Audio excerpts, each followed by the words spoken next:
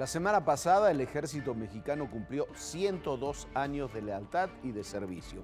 En ese marco, el general secretario Salvador Cienfuegos dio un discurso muy importante donde dijo que México ha vivido situaciones sensibles que han despertado el pensar y sentir de la sociedad y que las Fuerzas Armadas no han quedado exentas de dichas reflexiones. Pues en ocasiones, dijo, se les ha señalado sin agotar los cauces legales o sin pruebas serias para tratar de desprestigiarlas. Hola, soy Jorge Fernández Menéndez. Además, dijo el general, que serían los más interesados en que cualquier incidente sea investigado a fondo y se esclarezca plenamente, pero también pidió que sean las autoridades judiciales competentes las que determinen la responsabilidad que conforme a derecho correspondan. ¿Qué tal? Soy Pablo Iriart. Y más allá de fiestas y celebraciones, cayó muy bien entre oficiales y tropa el nuevo plan de apoyo para la vivienda. El mensaje del general Cienfuegos tocó los puntos que más interesan a la institución: que haya lealtad, justicia y ponderación en el trabajo de sus elementos que día con día trabajan tratando de garantizar la seguridad interior. Buenas noches, yo soy Esdras Chabot y esto es México Confidencial.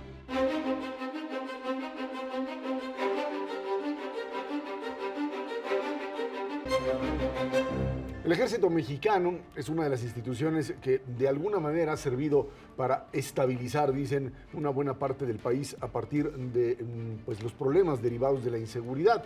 El gran debate sobre si es el ejército la figura institucional que tiene que hacerlo o si tendría que irse llevando a otros niveles, bajar a policías y finalmente dejar al ejército en su propio espacio. De todas formas, el ejército mexicano sigue apareciendo como una de las principales instituciones, garante no solo de la estabilidad en términos de la seguridad, sino también de lo político. Jorge Pablo. Sí, no, sin duda el ejército es en un momento en que muchas de las instituciones del país están seriamente debilitadas, están cuestionadas. El propio ejército lo está, lo decía el jueves el general Cienfuegos, pero me parece que son de los entramados institucionales más importantes que tenemos. Lo que decía, si se tiene que ocupar o no de la seguridad interior, hay un mandato constitucional que dice que el ejército se tiene que ocupar de la seguridad interior. Eso me parece que no es cuestionable.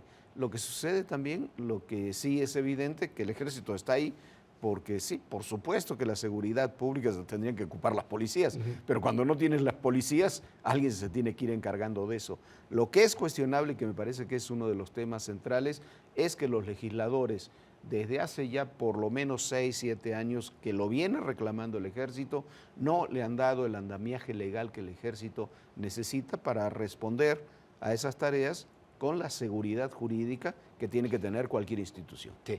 Yo creo que qué bueno que tocamos el tema del ejército, porque me parece que hemos sido injustos con él.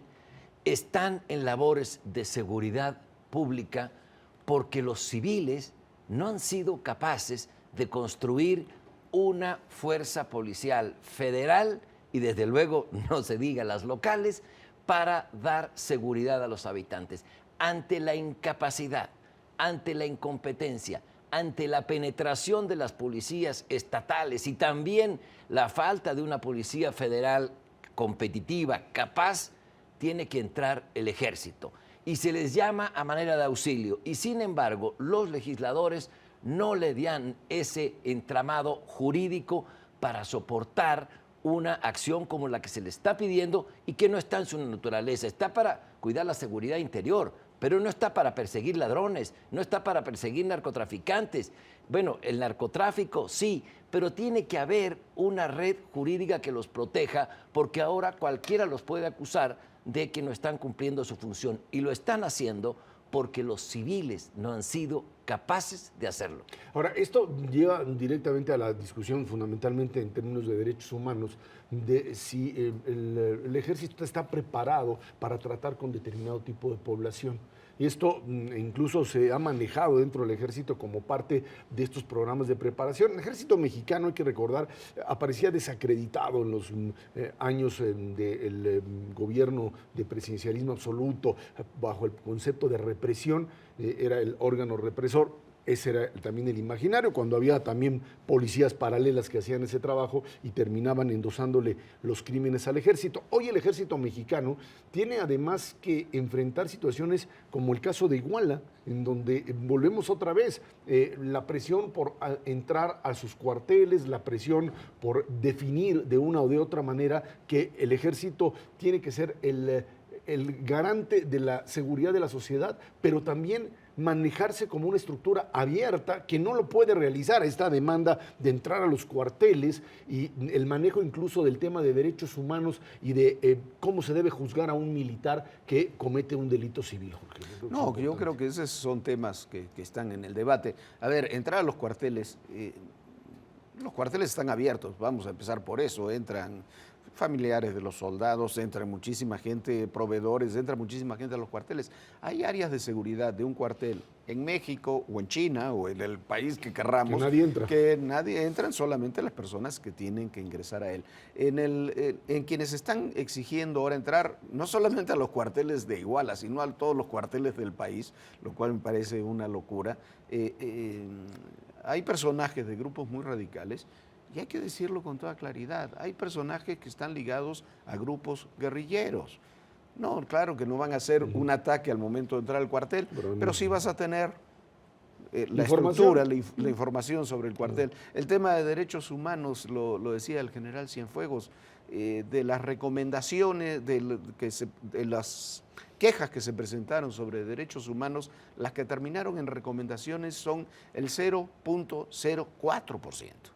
Y el tema del fuero civil, el fuero militar, ya se ha legislado, bueno, hay que aplicarlo, me parece. Los militares no han estado muy felices con cómo terminó el tema del fuero, pero me parece, otra vez regresando al punto central, una negligencia de los legisladores, que se haya legislado sobre el fuero militar, pero no se haya legislado sobre toda la otra agenda de la participación militar en los temas de seguridad interior, como lo plantea la propia Constitución. Sí. Yo quiero opinar de que estoy absolutamente en contra del ofrecimiento que se le hizo a los familiares de los desaparecidos de Ayotzinapa de entrar a los cuarteles, porque no son solamente ellos, son también sus representantes y son miembros de la CETEG que se les ha permitido entrar a aeropuertos y han pintarrajeado, han roto cristales, se les han permitido cosas que no debe ocurrir en un cuartel militar. Tú no puedes meter a personas con vínculos con la guerrilla y con cárteles de las drogas. No puede permitirse que entren delincuentes a los cuarteles y que se quede a los ojos del mundo nuestro instituto armado como los que están siendo cateados. ¿Por qué? Por gente que tienen en sus filas a delincuentes. La imagen mundial, el respeto a las Fuerzas Armadas no debe sobrepasarse en la manera en que se está proponiendo de que entren a revisar cuarteles. No solamente van a ir ahí a ridiculizar a nuestras Fuerzas Armadas y, por lo menos a mí, no me parece y estoy en contra, sino que también van a levantar mapas, van a decir quiero que excaven ahí, porque yo creo que ahí hay algunos huesos enterrados, a ver si no hay fosas clandestinas, y ya con esa petición que hacen, no, ahí no excave. No, me parece una trampa macabra lo que se está haciendo en contra del Instituto Armado, contra lo cual yo estoy absolutamente en desacuerdo. Y yo creo que el tema también que tenemos que valorar en la participación del ejército es que cuando se le ha necesitado, ha estado y ha logrado restablecer orden. O sea, nadie puede pensar que el modelo de Nuevo León, el modelo de Ciudad Juárez incluso, y otros modelos que han logrado reducir sustancialmente la criminalidad, funcionaron porque estuvo el ejército ahí y porque incluso la población decía no se los lleven, porque si en el momento que ustedes salen van a regresar este grupo de criminales.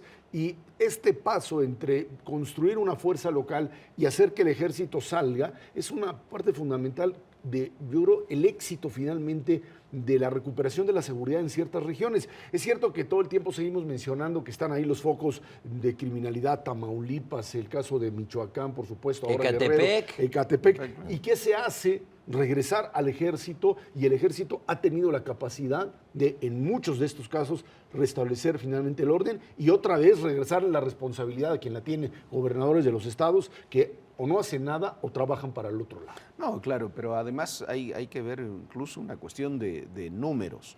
hay 350.000 policías estatales y municipales aproximadamente en el país, elementos, quiero decir. El ejército tiene en este momento 45.000 elementos, casi un poco más de un tercio de todos sus elementos, en la calle cumpliendo labores de seguridad. La Policía Federal tiene otros 40, juntando Gendarmería, 45.000 elementos. En realidad los que trabajan son 90.000 y poco a poco las policías estatales se van reincorporando en algunos casos, tú lo señalabas, Nuevo León, Juárez, que ahí están comenzando a tener problemas, sobre todo en la ciudad de Chihuahua, Baja California. Pero ¿qué haces si tú quitas al ejército? Hombre, la demanda de quitar al ejército es una tontería, y no es una tontería, es una demanda que aplican, por ejemplo, en Guerrero ahora, los criminales, los que tienen interés en que haya una desestabilización completa. Me parece que es una presencia imprescindible, asumiendo una cosa: el ejército no es la policía. No está educado para ser policía, un soldado del ejército no está educado para dirigir el tránsito, tienen que cumplir otras tareas. Entonces, si tú reclamas que esté el ejército, vas a tener que aceptar que está el ejército y no la policía de Nueva Zelanda controlando tus poblados, ¿no? Bueno, le están pidiendo que haga funciones para las cuales no está preparado para ser policías en las calles. Y además de eso, quisiera subrayar: el ejército, a pesar del bombardeo que ha estado sometido, a pesar de tenerlos en las calles persiguiendo delincuencia, a pesar de las campañas de mentiras que se han hecho en su contra, muchas de ellas, sigue estando entre las instituciones más confiables del país, el ejército y la iglesia, no hay más, el ejército y Marina, quiero decir, el ejército y Marina y la iglesia son los más confiables para la población. Y un asunto más, se les piden que patrullen los mares, los litorales, las montañas, las ciudades, y se les recorta presupuesto, porque viene un recorte presupuestal para el ejército. Queremos que, además de cuidar la soberanía nacional y la integridad territorial de México, te encargues de todo esto que los civiles no pueden hacer, y te vamos a recortar dinero, ¿eh? Y además hay que reconocer el concepto de institucionalidad. Mientras los ejércitos latinoamericanos jugaron el papel de entes políticos capaces de tomar el poder, aquí la institucionalidad estuvo presente incluso en los momentos más difíciles de la historia de nuestro país. Sí, y no han participado en ese sentido. Y le sumamos a todo lo que dice Pablo acusaciones que, cuando uno comienza a desgranar el expediente como Tlatlaya, son absolutamente insustanciales. Así es, parte de esto. Bueno, pues se nos termina el tiempo. Gracias por haber estado aquí en México Confidencial.